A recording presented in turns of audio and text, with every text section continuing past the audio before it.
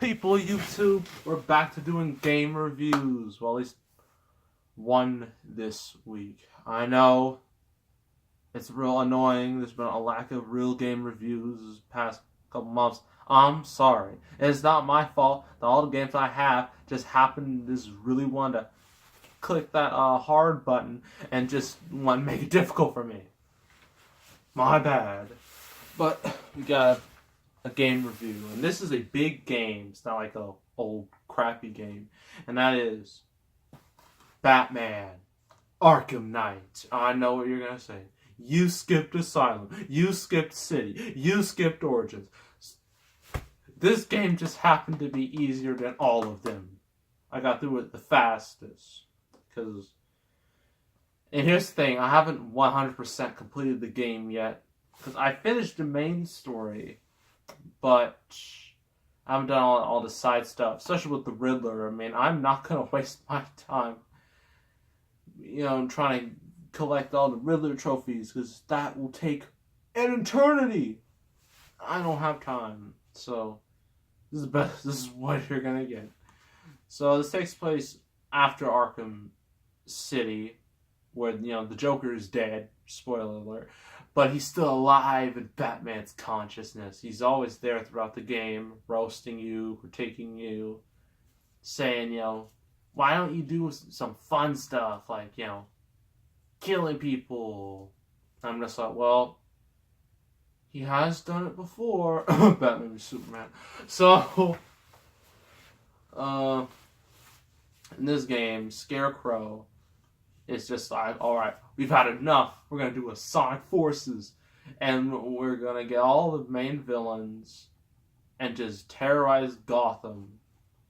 And at least Gotham literally getting evacuated. All the citizens getting evacuated. So all that's left are the criminals and the police and Batman and his friends.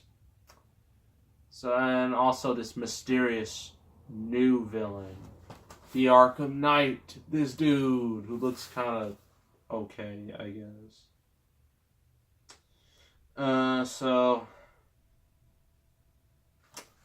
what do I think of this? I mean, the story, I like the idea, but the story really got, like, when I first started playing it, like, a couple months ago, when it first came out in 2015, when this game was like white hot.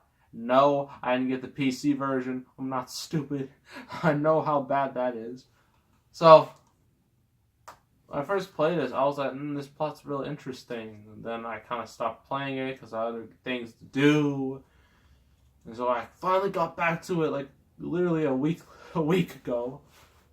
And then the plot just went into dull, generic, lackluster territory. After a promising start, it just kind of fell apart at the end. Because you figure out who the Arkham Knight is, and you're just like, oh, what a shock. And then you figure out what certain characters you think go down, but they don't. I'm not going to give any names, but if you play the game, you know what I'm talking about. And like, I know how the game ends. Well, first, like, you complete like the main story with Scarecrow, but after that, like, if you haven't completed all the side missions, you have to do like Nightfall and complete like 5. Well, for me, I have to complete like 5 of them. I already completed like a couple. I have to do like 5 before I can do Nightfall. And I'm just like, I don't want to. I have things to do. I'm not going to spend like 10 more hours of my life into this game. No, it's too much. I have other things to do, other things to play. Because now it's filming on Christmas Eve, so by tomorrow I'll probably have installed Star Wars Battlefront 2. I know, I'm a horrible person.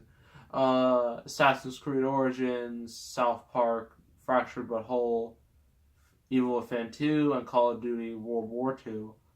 And I'm likely going to get Super Mario Odyssey, finally. I know I'm skipping other games. Like, why aren't you getting Wolfenstein? That game needs support. I'm like, I'm sorry, but not now. I have things to do. I have, games to complete. Games I bought on Black Friday. Gotta complete those. So, anywho.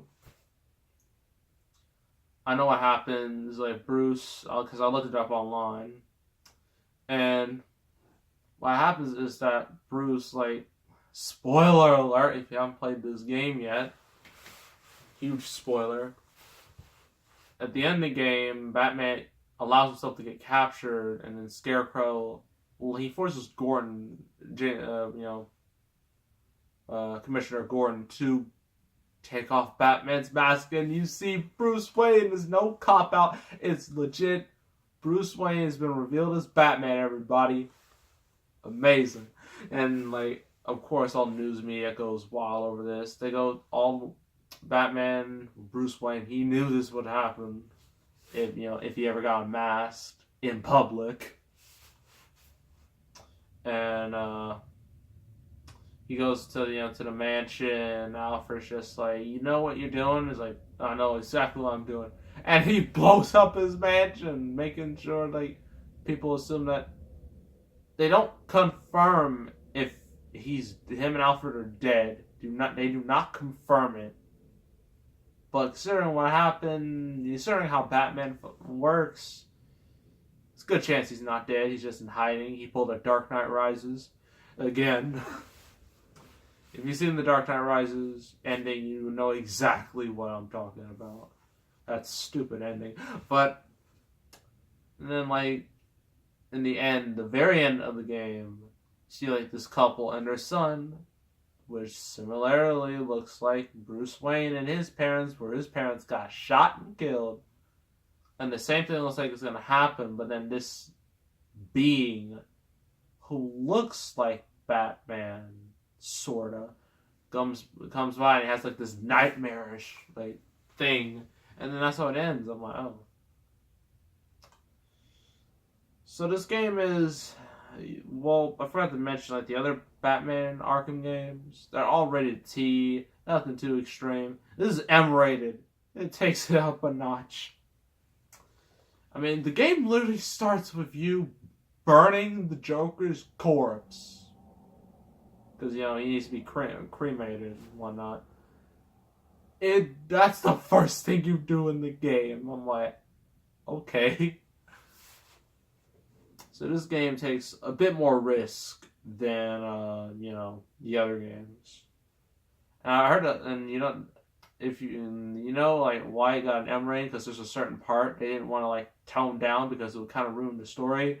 And so they went with an M rating.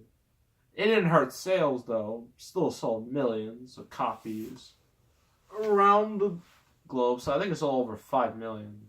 So that's pretty good. Visually, this game is spectacular. Looks amazing. It's clear they put a lot of money into it, and it shows. Everything looks good. Like, the character models look great. Not as good as Injustice 2. That's a very high bar. But this is just as good. Voice acting is great, as always. Kevin Conroy is the man as Batman. Mark Hamill is great as, Joker. I forgot who did Scarecrow. I know, I feel terrible. But he's also really good, too. All the voice acting is really good. All of it's good. Gameplay is satisfying. It's great to feel as Batman, both action side and detective side. It's great. Only problems were story got real disappointing real quickly. Somewhat like Sonic Forces. I know I'm making too many Sonic Forces comparisons, but that's all I see. It's not quite the same, but it has somewhat of the same plot. Villains all team up. Take down the good guy. The good guy ultimately wins. That's it. Except this is a lot darker and not as kid-friendly. So they couldn't go that far with Sonic. But here they went all the way. Story was weak in the end. The game my copy, it tended to, well, not all the time, but sometimes it like froze. Literally, I was just doing a thing and it froze. Thankfully, because the Xbox One. Thank the Lord for autosaves. If they didn't exist, I would have been screwed. But thanks to the autosave, I didn't lose much progress. Besides, I already beaten the main part of the game. So those are my only two real problems with it. I mean, it wasn't quite the epic finale people hoped for, because everyone loved Arkham Asylum. Everyone really loved Arkham City. Origins gets kind of a bad rap because it's not as good, but it's still a decent game. It doesn't deserve to be forgotten. This, it could have been... I mean... yeah, it's the best we got. Hopefully, like, with Rocksteady, either they make another one of these, or something like that, and make another one of these, or they make a Superman game, or a Justice League game. How live would that be? And not Injustice. That doesn't count. That's a fighting game. I want a real Justice League game. A legit Justice League game like this. You know how awesome that would be? You could play all the Justice League. It'd be amazing. That'd sell in a millisecond. So, I'm going to give this an 8 out of 10. Which is about what everyone thought it was. Some people gave it like 9s. Some gave it 7s. I'm going to give it an 8. Visually great. Voice acting is great. Gameplay is great. Story could have been tweaked a bit. And, yeah. That's kind of it. So that's Batman Arkham Knight. And trust me, I will eventually get to the other Arkham games as soon as I beat them. So that's that. So make sure to subscribe, like this video, leave a comment. I will see you all next time. And I am out of here. Merry post-Christmas, I guess. I don't know.